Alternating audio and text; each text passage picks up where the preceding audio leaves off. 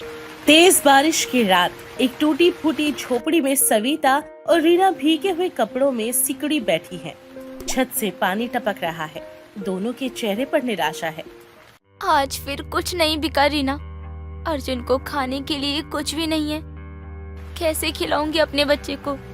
क्या गलती थी मेरी जो इतनी बड़ी सजा मिल रही है? हे भगवान, ये क्या हो रहा है? हमारी क्या गलती थी जो हमें घर से निकाल दिया? एक वक्त था जब हमारे घर पकोड़े की खुशबू उड़ती थी और आज अचानक झोपड़ी की एक छत का हिस्सा टूट जाता है और बारिश का पानी अंदर आने लगता है। बस अब और नहीं, कल से हम अपनी किस्मत को खुद लिखेंगे। 6 महीने पहले सविता का सुखी परिवार एक बड़े से घर में सभी सदस्य मिलकर रह रहे हैं। बारिश के मौसम की शुरुआत है। सविता बेटी, आज बरसात का मौसम शुरू हो गया है। क्यों ना आज मिलकर खास पकोड़े बनाए जाएं? दादी के पकोड़े, वाह, मैं सबसे ज्यादा खाऊंगा। अरे भाई, पहले बनने तो दो। अनुराग, जरा बाजार से ताजा प्याज और हरी मिर्च तो ले आओ। जी पिताजी, अभी लाता हूँ। और हाँ, रीना के लिए वो मसालेदार चटनी भी लाऊंगा। अरे उसे कितनी पसंद है। हे भगवान, क्या बात है भैया, आपको याद रहा। आज तो मेरे मुंह में पानी आ गया। सभी हंसते हैं। परिवार में खुशियाँ बिखरी हुई हैं। सविता अपने गाने की आवाज में गुनगुनाते हुए पकोड़ों के लिए बेसन घोलती है। माँ जी, आपके पकोड़ों का स्वाद तो पूरे मोहल्ले में मशहूर है। बेटी, ये पकोड़े कैसे बनाए जाते हैं, इसका राज हमारे परिवार में पीढ़ियों दर पीढ़ियों चलता आ रहा है। आज तुझे भी सिखाऊंगी मैं। माँ जी, आपसे सीखने को हमेशा तैयार हूँ, लेकिन राज क्या है? बेसन में थोड़ा दही और चुटकी भर हींग, फिर देखना कैसे पकोड़े फूलते हैं और कुरकुरे बनते हैं। दिन बीतते हैं। एक दिन भयंकर बारिश होती है। नदी का पानी बढ़ रहा है। सभी चिंतित हैं। अरे घर से बाहर मत निकलना, नदी का पानी बढ़ रहा है। पिताजी, लगता है मोहल्ला पूरी तरह से बाढ़ की चपेट में आने वाला है। हमें जल्दी ऊपर की तरफ जाना पड़ेगा। अचानक अर्जुन घर से बाहर निकलता है और उसकी गेंद पानी में बह गई है। अर्जुन, रुको, बाहर मत जाओ। सविता अर्जुन के पीछे जाती है। अनुराग भी उसके पीछे जाता है। अचानक तेज पानी का बहाव आता है। हे भगवान, ये क्या हो रहा है? भैया, भाभी, अर्जुन। पानी का बहाव इतना तेज था कि सविता और अर्जुन को वहाँ ले जाता है। अनुराग उन्हें बचाने की कोशिश करता है, लेकिन वो गिर जाता है। उसके सर पर चोट लग जाती है। हे भगवान, मेरे बच्चे, मेरा पोता। कुछ घंटों बाद अनुराग को अस्पताल में भर्ती कराया गया है। सविता और अर्जुन का कुछ पता नहीं है। इनकी हालत नाजुक है। सिर पर गहरी चोट लगी है। लंबे इलाज की जरूरत होगी। डॉक्टर, मेरी बहू और पोते का कुछ पता चला क्या?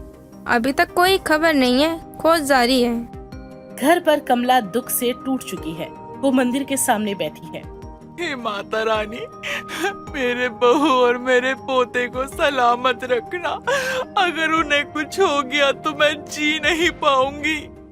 3 महीने बाद अनुराग अभी भी अस्पताल में है। उसकी याददाश्त चली गई है। परिवार की आर्थिक स्थिति अब बिगड़ रही है। बेटा, तुम्हें कुछ याद आ रहा है? सविता, अर्जुन। सविता? कौन? हे भगवान, ये क्या हो रहा है? भैया को कुछ याद क्यों नहीं है? घर पर रमेश के भाई रघु और उनकी पत्नी सुनीता आते हैं। वो लंबे समय से फैमिली बिजनेस पर नजर रखे हुए थे। भैया, आप तो देख ही रहे हो अनुराग की क्या हालत हो गई। अरे बिजनेस बर्बाद हो जाए, इससे अच्छा है हम ही बिजनेस संभाल लेते हैं। हाँ, इस घर में अब हम रहेंगे। आप अपने बेटे के इलाज पर ध्यान दीजिए। क्या कह रहे हो तुम लोग? ये हमारा घर है। अब नहीं, कल से आप लोग ना छोटे कमरे में रहेंगे। अब बाकी का घर हमारा है। अगले कुछ ही हफ्तों में रघु पूरी तरीके से कारोबार और घर पर कब्जा कर लेते हैं। रमेश और कमला एक छोटे से कमरे में रहने को मजबूर हो जाते हैं। उनकी आर्थिक स्थिति और भी ज्यादा बिगड़ती जाती है। मैं इस अन्याय को बर्दाश्त नहीं करूंगी। चाचा, आप धोखेबाज हैं। चुप, एकदम चुप रहो तुम। ये सब ना तुम्हारी और तुम्हारी ससुर भाभी की वजह से हुआ है। हे भगवान, ये क्या हो रहा है? एक रात रघु और सुनीता रीना पर चीजें फेंकते हैं और उन्हें घर से निकाल देते हैं। निकल जाओ मेरे घर से अभी के अभी। तुम इस घर की नहीं हो। और भैया आपने अपनी बेटी को साथ दिया ना या एक भी शब्द बोला तो आपके बेटे का इलाज का पैसा अब बंद कर देंगे, फिर मत बोलना हमें। रीना रोती हुई बाहर आती है और गलियों में भटकती है। हे भगवान, अब मैं कहाँ जाऊँ? काश भाभी होती। अचानक से उसे एक झोपड़ी के पास से गाने की आवाज सुनाई देती है। तुझसे नाराज नहीं, जिंदगी हैरान हूँ मैं, हैरान हूँ मैं,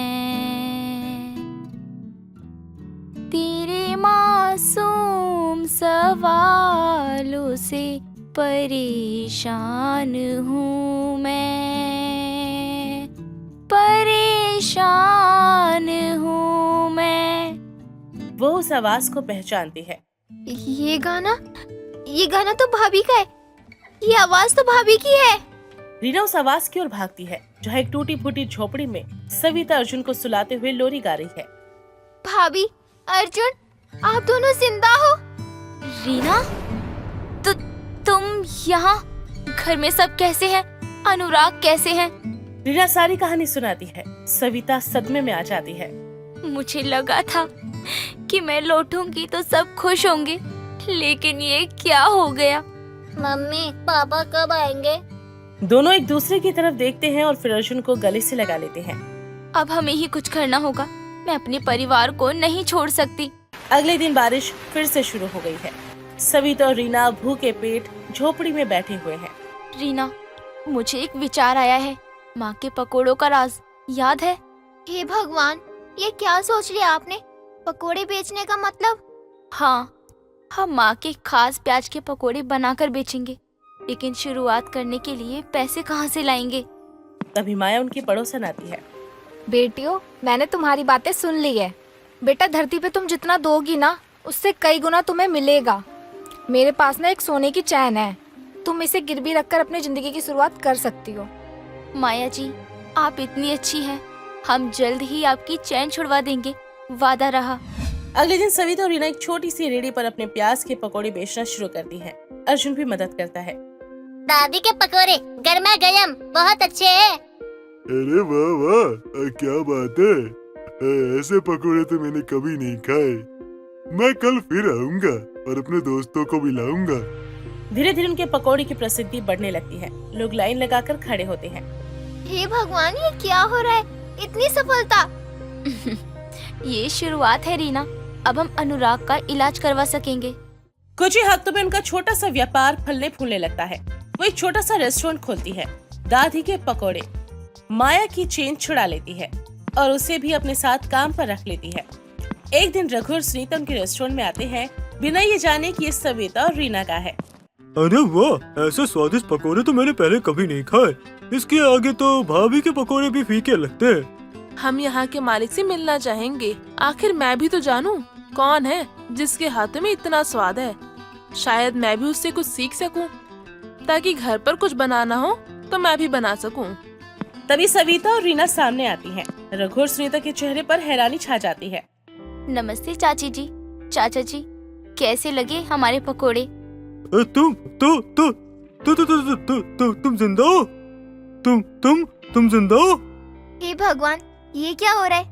हाँ, हम जिंदा हैं और अपने दम पर खड़े हैं। तुम लोग क्या चाहते हो? हम अपना घर और परिवार। रघु और सुनीता दुम दबाकर भाग जाते हैं। सविता और रीना अस्पताल आती हैं। अनुराग अभी भी बेहोशी की हालत में है। मैं आ गई हूँ अनुराग, और अब कभी नहीं जाऊंगी तुम्हें छोड़ के।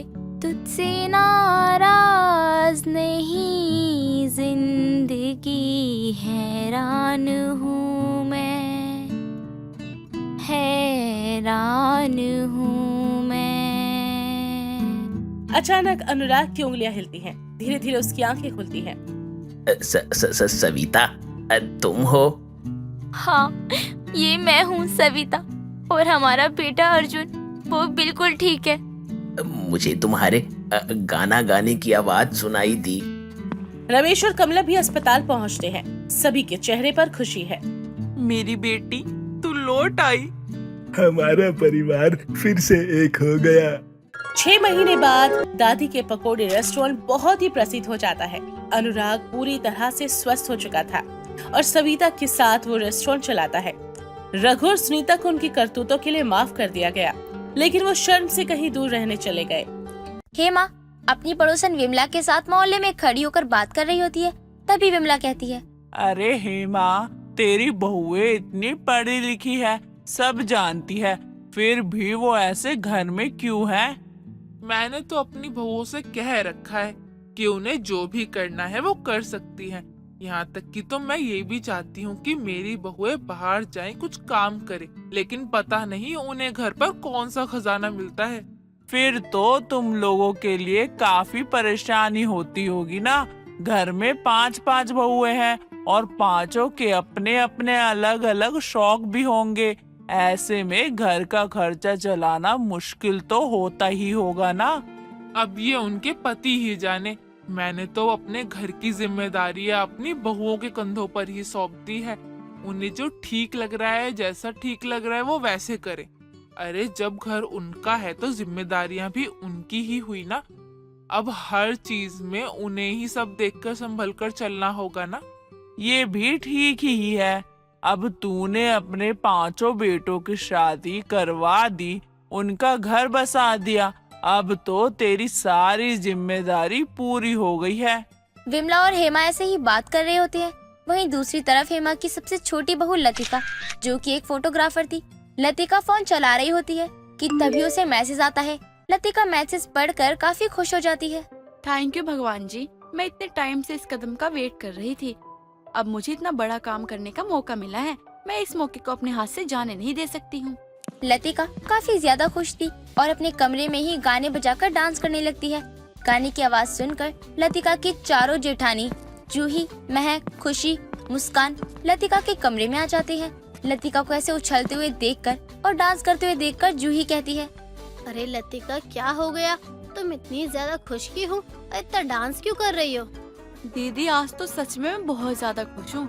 जो चीज मैं इतने टाइम से ट्राई कर रही थी, फाइनली वो मौका मुझे मिल ही गया। आज तो भगवान ने मेरी बात सुन ली। मुझे कितना बढ़िया मौका मिला है। कैसा मौका? लतिका, तुम क्या बात कर रही हो? हमें तुम्हारी कोई बात समझ नहीं आ रही है। तुम जो भी कहना चाहती हो वो हमें साफ साफ बताओ ना। क्या बात है? हुआ क्या है? आप सबको तो पता है मैं एक फोटोग्राफर हूँ और मैं शादी से पहले भी यही किया करती थी, लेकिन मैंने अपना काम इसलिए छोड़ दिया क्योंकि मैं जो चाहती थी वो मैं कर नहीं पाई। आज मुझे बड़ी कंपनी से मैसेज आया है। उन्होंने अपनी कंपनी के लिए मुझे फोटोग्राफी का मौका दिया है। ये तो वाकई बहुत खुशी की बात है और तुम्हारे लिए काफी अच्छा मौका भी है। लेकिन इन सब में टेंशन की बात ये भी है कि उन्होंने सब कुछ मुझे बता दिया है। उन्हें कैसा फोटो शूट चाहिए, कैसी मॉडल चाहिए, और उन्होंने ये भी कहा है कि पहले उन्हें डेमो चाहिए, उसके बाद ही वो बात पक्की करेंगे। इसलिए मैं थोड़ी घबराहट में हूँ। अरे जब सब कुछ अच्छा हो रहा है तो घबराहट किस बात की? तुम इतना अच्छा काम करती हो, हमने तुम्हारा काम देखा है। हमें पूरा विश्वास है कि तुम सब कुछ अच्छे से कर लोगी, तो तुम टेंशन क्यों ले रही हो? दीदी, बात बस इतनी नहीं है। फोटोशूट कैसे होगा मैं तो ये सोच रही हूँ। मेरे पास तो पैसे ही नहीं है। इन सब कामों में पहले पैसे लगते हैं। पहले वो लोग पेमेंट मांगते हैं, उसके बाद ही काम होता है। कोई बात नहीं लतिका, तुम इतना परेशान मत हो, सब कुछ हो जाएगा। और हाँ, अभी ये सब कुछ माँ जी को मत बताना। पांचों बहुओं में काफी ज्यादा प्यार था और पांचों ही हमेशा एक दूसरे को समझाती हैं, एक दूसरे का साथ भी देती रहती थी। ऐसे ही कई दिन निकल जाते हैं। कुछ दिनों बाद मुस्कान ने काफी अच्छी साड़ी पहनी थी और वो काफी सुंदर भी दिखाई दे रही थी। मुस्कान को देखकर लतिका कहती है, दीदी, आप कितनी सुंदर लग रही हो। मैं भी कितनी पागल हूँ। मैं बाहर से मॉडल हायर करने की सोच रही थी, जबकि मेरे पास 4 जेठानियां हैं मेरी। आप लोग ही मेरा काम कर सकती हैं। लतिका सब कुछ अपनी बाकी की जेठानियों को ये सब बताती है। जूही काफी घबरा जाती है। ये तुम क्या बोल रही हो लतिका? हम और फोटोशूट कैसे करा सकते हैं? अरे क्यों नहीं कर सकते? आप लोग इतने अच्छे दिखते हैं, कोई और थोड़ी कर रहा है आपका फोटोशूट, मैं ही तो करूँगी ना। तो क्या हुआ अगर तुम फोटो शूट कर रही हो तो? अरे हम नहीं करवा सकते फोटो शूट। मुझे तो सोचकर ही शर्म आती है। कहीं अगर माँ जी को पता चल गया तो? नहीं बाबा, नहीं। और नहीं तो क्या लतिका, हम बहुत खुश हैं कि तुम जो चाहती थी तुम्हें वो मिल गया। और हमें भी तुम्हारे लिए बुरा लग रहा है कि तुम बस पैसों की वजह से अपना काम शुरू नहीं कर पा रही हो। लेकिन तुम्हें भी समझना होगा कि हम इस घर की बहुएं हैं और हम ऐसा कोई कदम नहीं उठा सकते जिससे माँ जी या किसी को भी परेशानी हो। अरे माँ जी को पता नहीं चलेगा, मैं फोटो शूट करूंगी और बात खत्म। माँ जी को पता कैसे चलेगा? आप ये भी तो सोचो ना। आप सब प्लीज मेरे लिए इतना तो कर ही दो ना। लतिका, तुम समझ क्यों नहीं रही हो? ये मुश्किल भी नहीं बल्कि नामुमकिन काम है। ऐसे कैसे? तुम खुद तो अपना शूट नहीं करवाओगी और हमें बोल रही हो हम क्यों करें? तुम खुद भी तो करो ना। कुएं में अकेले क्यों ढकेल रही हो? अच्छा चलो ठीक है, मैं अपना फोटो शूट करवाऊंगी तो आप लोग करवाओगे ना? क्या तुम अपना फोटो शूट करवाने को तैयार हो? तुम्हें कोई परेशानी नहीं होगी? दीदी ये ना ट्रेडिशनल कपड़ों का फोटो शूट है और सबसे अच्छी बात ये है कि मैं ही करूंगी। प्लीज आप लोग इतना तो कर ही सकती हैं ना। मैं खुद पहले करवाऊंगी अपना फोटो शूट, उसके बाद ही आप लोग करवाना। लतिका की जिद के आगे सब लोग मान जाते हैं और अब पांचों बहुएं घर से झूठ बोलकर अपना फोटो शूट करवाती हैं। फोटो शूट काफी अच्छा होता है जिसमें वो पांचों ही काफी सुंदर लगती हैं। कंपनी को भी उनका फोटो शूट काफी पसंद आता है, जिसके बाद वो सिलेक्ट हो जाती हैं। लतिका अपनी चारों जेठानियों को ये खुशखबरी देते हुए कहती है, हम पांचों की मेहनत सफल हुई। उन लोगों ने मेरा फोटो शूट काफी पसंद किया है और उन्होंने सिलेक्ट भी कर लिया है। सच में अगर आप लोग नहीं होती तो पता नहीं ये सब कैसे होता। अरे हम सबको ये फोटो शूट कराने के लिए हिम्मत भी तो तुमने ही दी थी ना, और मुझे भी अच्छा लगा फोटो शूट करवाकर। लेकिन कंपनी की एक शर्त है, उनका कहना है कि उन्हें एज अ मॉडल हम पांचों ही चाहिए। नहीं लतिका, अब तो ये ज्यादा हो रहा है। देखो हमने पहले ही तुम्हारे लिए इतना कुछ किया है, अब तुम हमारी मजबूरी का फायदा मत उठाओ। हमसे और कुछ उम्मीद मत करो। नहीं नहीं, मुझे तो बहुत अच्छा लगा अपना फोटो शूट करवाकर, और मुझे कोई परेशानी नहीं है अगर आगे भी ऐसे ही फोटो शूट होंगे तो। और तुमने ये सोचा है क्या कि अगर बात माँ जी को पता चल गई तो वो अपनी बहुओं पर कितना विश्वास करती है, उनका तो हमसे विश्वास ही टूट जाएगा ना। ऐसा कुछ नहीं होगा। माँ जी को अभी तक तो पता नहीं चला था, ना ही कोई शक हुआ है, तो आगे भी हम नहीं पता चलने देंगे। और अगर पता भी चल गया तो कौन सा हम कोई गलत काम कर रहे हैं। महक ठीक कह रही है। वैसे एक काम करते हैं, हम अपना काम जारी रखते हैं, बाकी जो कुछ भी होगा देखा जाएगा। पांचों बहुएं अपना फोटो शूट करवाती रहती हैं।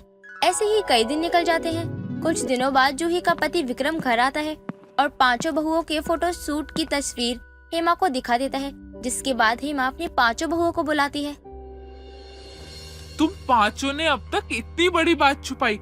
तुम अपना फोटो शूट करवा रही थी और ये मुझे बताना भी जरूरी नहीं समझा तुमने। बताओगे अब ये क्या चल रहा है? माँ, आप इतने प्यार से क्यों पूछ रही हो इनसे? अरे इन्होंने इतना बड़ा कांड कर दिया है। इन पांचों ने हम सबकी नाक कटवा दी है। आप तो इनको अच्छे से सबक सिखाओ। चुप कर तू, क्या सबक सिखाना है? अरे अब जाकर बहू कुछ अपने लिए कर रही है और तू इन्हें सबक सिखाना चाहता है। देख नहीं रहा मेरी पांचों बहुओं का फोटोशूट कितना अच्छा हुआ है। अपनी सास का सपोर्ट देखकर पांचों बहुओं को अपनी गलती का एहसास होता है, जिसके बाद वो पांचों सब कुछ बता देती हैं और फिर वापस से फोटोशूट का काम भी करती हैं। प्रीति सुबह उठते के साथ ही बीटीएस मेंबर के एक सदस्य जंगकुक की तस्वीर हाथ में लिए अपने कमरे में घूम रही होती है। हाय, ये कितना हैंडसम है। भगवान, आपने मुझ पर क्या जुल्म किया है? मुझे भारत में क्यों भेजा? मुझे तो कोरिया में जंगकुक की बाहों में रहना था। हाय, कैसा सितम है इतनी बड़ी दीवानी पर। प्रीति जंगकुक को अपने हाथ में लिए यहाँ वहाँ घूम रही होती है। तभी प्रीति की सास सुनीता दमदमाती हुई आती है और प्रीति को बेलन से जोर से मारती है। तेरी सुबह बस आवारा लड़कों की शक्ल देखकर ही होती है। अरे कितनी बार समझा चुकी हूँ कि अपने पति पर ध्यान दे। देख, आज भी तेरी वजह से मेरा बेटा भूखे पेट ही ऑफिस गया है। माँ जी, आप मेरे जंगकुक को आवारा कैसे कह सकती हो? आपको पता भी है मैं इससे कितना प्यार करती हूँ। और रही बात आपके बेटे की, तो मैंने उन्हें पहले ही बोल दिया था कि जब तक वो मुझे साउथ कोरिया नहीं लेके जाएंगे ना, मेरे जंगकुक से नहीं मिलवाएंगे, तब तक तो भूल ही जाएं कि उनकी कोई पत्नी भी है। हे भगवान, कितनी बेशर्म लड़की है ये। बताओ, किसी पराई मर्द के लिए अपने पति के साथ ऐसे कर रही है। तेरे पेट में जो रोटी जा रही है ना, वो मेरे बेटे की कमाई से ही जाती है, ना कि तेरे उस आवारा के पैसों से। माँ जी, मैं आपको पहले भी समझा चुकी और अब दोबारा समझा रही हूँ कि मेरा जंगकुक ना कोई आवारा नहीं है, उसका नाम है। आपको उसके बारे में कुछ भी बोलना है ना तो तमीज से बोलो, क्योंकि ये बदतमीजी ना मैं बर्दाश्त नहीं करने वाली। और अब जाइए मेरे कमरे से, मुझे नहाना है। हाँ हाँ, रेडी हो जा, आने वाला है ना तेरा जंगकुक तुझसे मिलने। बताओ कैसी लड़की है, एक ऐसे इंसान के पीछे पागल है जिसे ये कभी मिली भी नहीं है। माँ जी आप क्या खाकर मेरे कमरे में आई हो? अरे हद है, आप तो जाने का नाम ही नहीं ले रही हो। मैं जुंगकुक से आज नहीं मिली, लेकिन मिलूंगी जरूर, देख लेना आप भी। प्रीति को जुंगकुक को लेकर काफी ज्यादा पागलपन था। वो बस चाहती थी कि वो अपनी जिंदगी में एक बार उससे जरूर मिल ले, लेकिन उसका अभी तक ये सपना ही था। ऐसे ही एक दिन प्रीति अपने पति सूरज के साथ बाहर मॉल में घूमने जाती है, जहाँ पर एक नोटिस बोर्ड पर नोटिस लगा था। प्रीति अपने पति सूरज के साथ उस नोटिस बोर्ड के पास जाती है।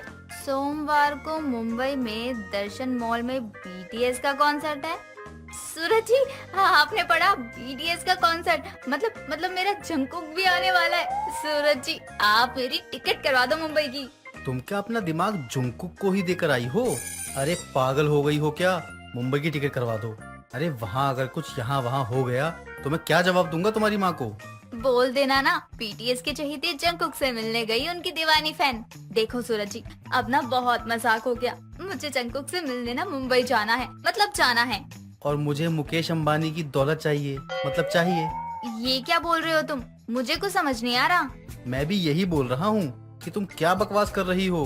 अरे अब एक हफ्ते पहले तुम्हारी टिकट कहाँ से करूँ मैं? तुम्हें क्या कोई रईस बाप की औलाद दिख रहा हूँ मैं? क्या कोई बोतल से निकला हुआ जिन हूँ मैं जो तुम मुझे घिसोगी और मैं तुम्हारी सारी इच्छा पूरी कर दूंगा? देखो ये जो भी बकवास है ना तुम्हारे दिमाग में, वो सब प्लीज निकाल दो। ठीक है, अगर तुम मेरी इच्छा पूरी नहीं करोगे तो मैं घर नहीं जाऊंगी, मैं यहीं लेटी रहूंगी। तुम तो मुझे अपना पति मानती ही नहीं हो ना, तो किस हक से तुम मुझे ये सब कुछ करने को बोल रही हो? और तुम्हें क्या लगता है कि तुम कुछ भी बोलोगी और मैं मान लूंगा? अच्छे से जानता हूँ मैं तुम्हें। तुम्हें क्या लग रहा है कि मैं मजाक कर रही हूँ? कोई बात नहीं, अब देखो मैं क्या तमाशा करूंगी। जब आते जाते लोग देखेंगे और हंस कर जाएंगे ना, तब तुम्हें समझ आएगा कि मैं मजाक नहीं करती। प्रीति वही मॉल में लेटकर रोने लग जाती है। आते जाते लोग सब उसको देख रहे थे। सूरज बेचारा भी काफी परेशान हो जाता है, क्या वो आखिर करे तो करे क्या। कुछ देर बाद सूरज वहाँ से प्रीति को जबरदस्ती घर लेकर चला जाता है। दिन पर दिन प्रीति का जुंगकुक के लिए पागलपन बढ़ता जा रहा था। ये सब ना ही उसकी सास को पसंद आ रहा था और ना ही सूरज को। एक दिन प्रीति अपनी टी शर्ट पर जुंगकुक की फोटो बनवा लेती है और मोहल्ले में घूमने लगती है। ये देखकर सुनीता की पड़ोसन जानकी सुनीता को आवाज लगाकर बुलाती है। अरे सुनीता बहन, तुम्हारी बहू के कपड़े पर किसी लड़के की फोटो है। तुम्हारे बेटे के साथ कि तुम्हारी बहू के संबंध कुछ ठीक नहीं चल रहे हैं। देखो तो कैसे बेशर्मी कर रही है ये। हे भगवान, इस लड़की ने तो पूरे मोहल्ले के आगे मेरा मुंह दिखाने लायक नहीं छोड़ा है। क्या हुआ सुनीता बहन, सब ठीक है ना? कहीं तुम्हारी बहू का किसी लड़के के साथ कोई चक्कर तो नहीं चल रहा, या फिर तुम्हारे बेटे में ही कोई कमी हो, तभी तो बहू का चक्कर चल रहा है। आपको हर बात में मिर्च और मसाला लगाने की बहुत आदत है ना। मेरी बहू का किसी के साथ कोई चक्कर नहीं चल रहा है, और दूसरे की बहू के बारे में कुछ भी बोलने से पहले सोच तो लो। इसमें अब मैं कहाँ कोई मिर्च मसाला लगा रही हूँ? अपनी बहू की ही हरकतों को ही देख ले। शादीशुदा लड़की भला ऐसे करती है क्या? किसी दूसरे लड़के की फोटो वाली टी शर्ट पहनकर घूमे। ये तो भारत का लड़का है ही नहीं, ये कोरिया का है। मेरी बहू इसकी फैन है और कुछ नहीं। अब बात को ढक जरूर लो। बात तो यही है कि तुम्हारी बहू हाथ से निकल गई है। तुम मुझे क्या बोल रही है? अपनी बहू बेटी पर जरा ध्यान दे, उन्हें कुछ सिखा, मुझे नहीं। मेरी बहू जैसी भी हो, लेकिन तेरी बहू की तरह नहीं है। कम से कम वो मेरी सुनती तो है, लेकिन तेरी बहू तो तेरी सुनती ही नहीं है। हाँ, इतनी सुनती है कि अपने पति के बारे में ही नहीं सोचती। उस दिन तेरी बहू और तेरे बेटे की लड़ाई जब मॉल में हो रही थी, तब मैं वहीं थी। मैंने भी सब देखा कि कितनी सुनती है तेरी बहू। जानकी की बातें सुनकर सुनीता बहुत ज्यादा गुस्सा करती है और अपनी बहू पर चिल्लाने लगती है, लेकिन वो कुछ कर नहीं पाती क्योंकि उसकी बहू तो उसकी बिल्कुल नहीं सुनती थी। ऐसे ही दिन निकल रहे थे। प्रीति की जुंगकुक को लेकर हरकतें बढ़ती जा रही थी। प्रीति कुछ दिनों बाद जुंगकुक की वीडियो देख रही होती है। यार कितना अच्छा लगता है। क्या मैं भी कभी इससे मिल पाऊंगी, या बिना मिले ही भगवान से मिल लूंगी? ऐसा कुछ तो हो जिससे मैं अपने जंगकुक से मिल पाऊं। भगवान, कोई जादू, कोई चमत्कार कर दो। प्रीति खुद से बातें कर ही रही थी कि तभी वहाँ पर उसका पति सूरज एक लड़की के साथ आता है। उस लड़की को देखकर सुनीता और प्रीति दोनों हैरान हो जाते हैं। ये लड़की कौन है आपके साथ, और ये हमारे घर में क्या करने आई है? ये लड़की मेरी गर्लफ्रेंड है, मैं इससे प्यार करता हूँ और अब मैं इससे शादी करने वाला हूँ। और मेरा क्या, मैं आपकी बीवी हूँ। मेरे होते हुए आप किसी और लड़की की तरफ कैसे देख सकते हैं? आपको जरा भी शर्म नहीं है क्या? आप शादीशुदा हैं। माँ जी कुछ बोलिए। बेटा तूने सही किया, ये तो उस पागल जुंगकुक की दीवानी है, इसे क्या ही फर्क अपने पति या परिवार से। मैं पंडित जी से एक अच्छा सा मुहूर्त निकलवा कर तुम दोनों की शादी करवा दूंगी। माँ जी आप ये क्या बोल रही हैं? अपने बेटे की दूसरी शादी? अरे अपनी बहू के बारे में तो सोचो। मैं जंगकुक को पसंद करती हूँ, लेकिन सबसे पहले मेरे लिए तो मेरा पति ही है ना। अरे बहू, अचानक से ये हृदय परिवर्तन कैसे हो गया? हम तुझे मना नहीं कर रहे हैं, अब दिन रात बस बैठकर अपने जुंगकुक के नाम के ही माला जपती रह। मैं तो अपने बेटे की दूसरी शादी करवाऊंगी। प्रीति मैं तुम्हें तलाक के कागज भिजवा दूंगा, तुम बस साइन कर देना। देखिए आप ऐसा मत कीजिए ना, मुझे माफ कर दीजिए। आगे से मैं ऐसा कुछ भी नहीं करूंगी। तुम्हें सच में अपनी गलती का एहसास है या बस नाटक कर रही हो?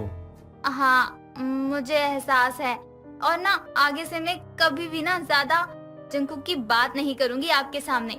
वैसे भी मेरे लिए तो आप ही मेरा सब कुछ है ना। ये सब तो मैंने तुम्हें सिर्फ सबक सिखाने के लिए किया था, और अब जब तुम्हें तुम्हारी गलती का एहसास हो गया है तो ठीक है। प्रीति को अपनी गलती का एहसास होता है और वो माफी भी मांगती है। उसके बाद प्रीति जंगकुक के लिए अपना दीवानापन कम कर देती है।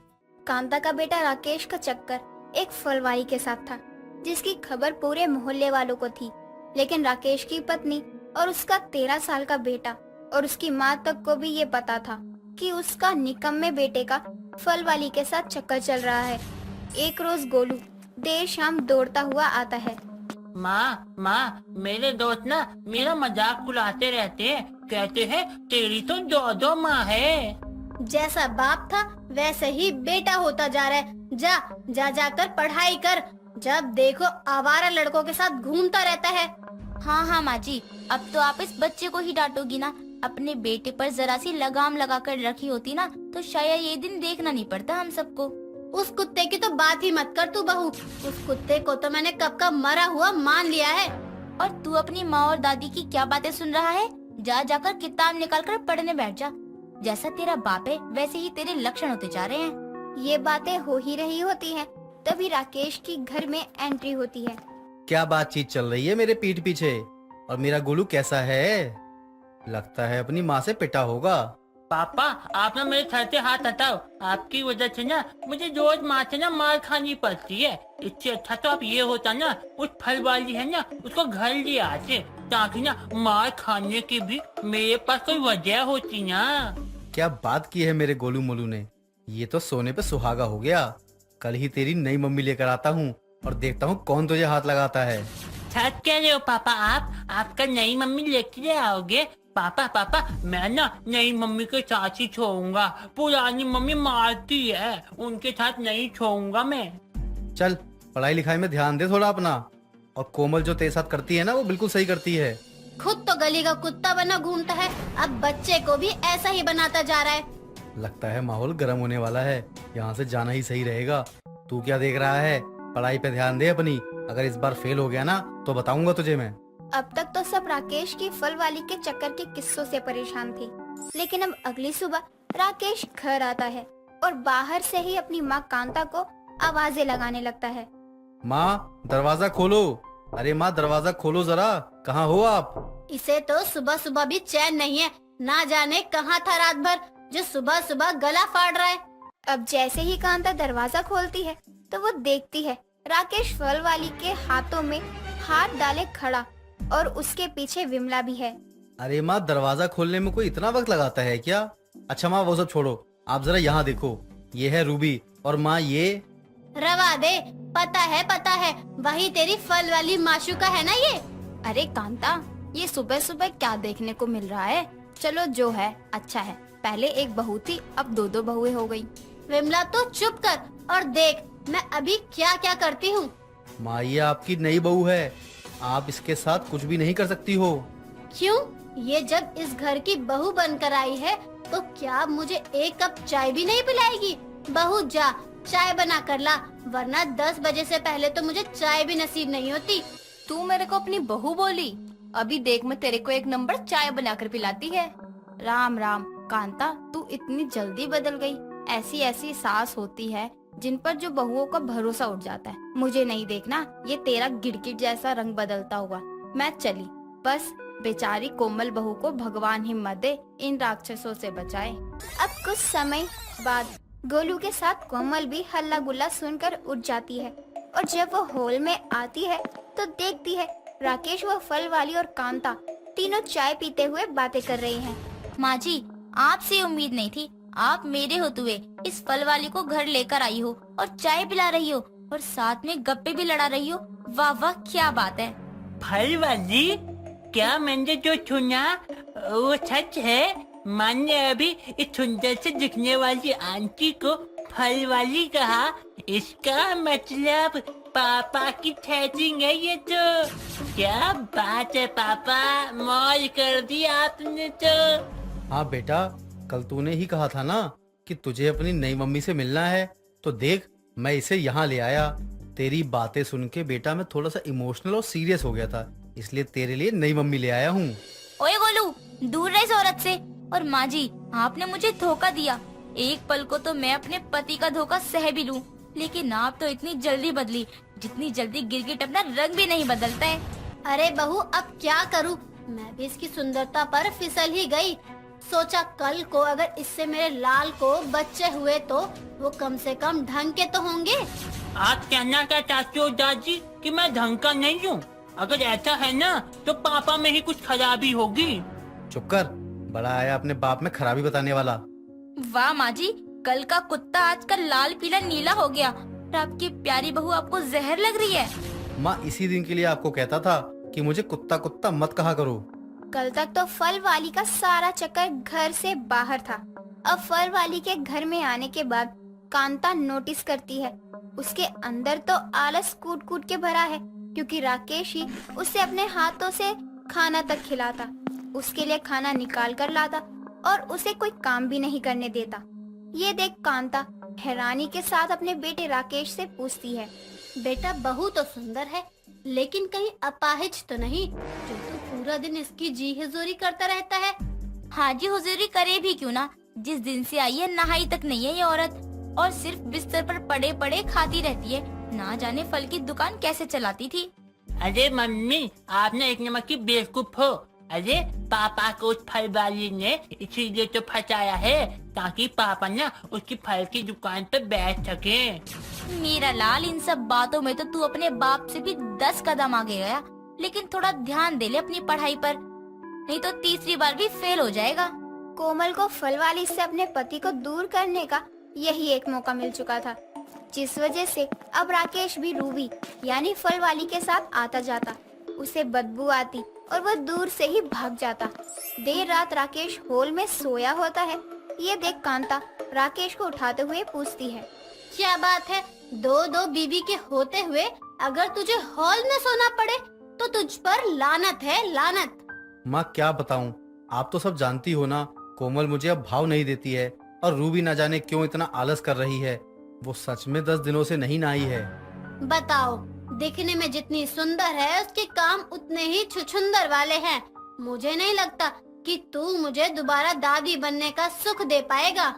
माँ मैं कोशिश ही कर रहा हूँ, लेकिन अब मुझसे और बर्दाश्त नहीं होता है। अब फल वाली बर्दाश्त नहीं हो रही है मुझसे। बताओ उसके लिए मैं क्या कर रहा था, खाना पानी सब करता रह रहा था, यहाँ तक कि उसके फल की दुकान पर भी बैठा और अपने गोलू मोलू बेटे से भी दूर रहा, लेकिन इतना करने के बाद भी उसका आलस नहीं गया। ये तो बहुत दुख की बात हुई ना माँ।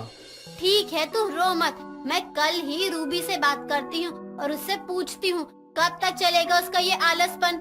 अब अगली सुबह कांता और विमला हॉल में बैठे चाय पी रहे होते हैं। तभी रूबी वॉशरूम जाती है और कुछ देर बाद ही आती है।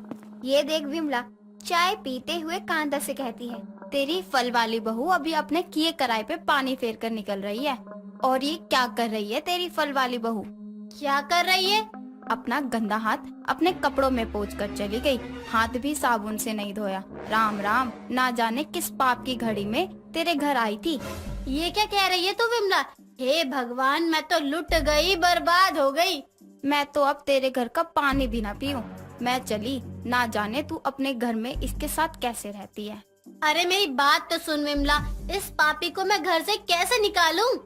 ना ना, मैं ना रुकने वाली। जो मन कर, अब तू उसके साथ रह या उसकी शादी किसी और से करवा दे, मुझे क्या मतलब। अब कांता भी परेशान होकर अपने बेटे को रूबी की शादी की बात कहती है और वो भी मान जाता है, क्योंकि वो भी रूबी के इस आलस से तंग हो चुका था। अब जब ये बात रूबी को पता चलती है तो वो राकेश का घर छोड़कर जाने लगती है। मैं इसके बिना तो नहीं रह सकती, लेकिन इसे छोड़कर जा रही हूँ क्योंकि इसको लगता है कि मैं इससे प्यार नहीं करती हूँ और इसकी बीवी भी मेरे कमरे में रात को चूहे छोड़ जाती है। और रूबी वहाँ से चली जाती है, लेकिन दूसरी शादी नहीं करती और अपने फल की दुकान को संभालती है।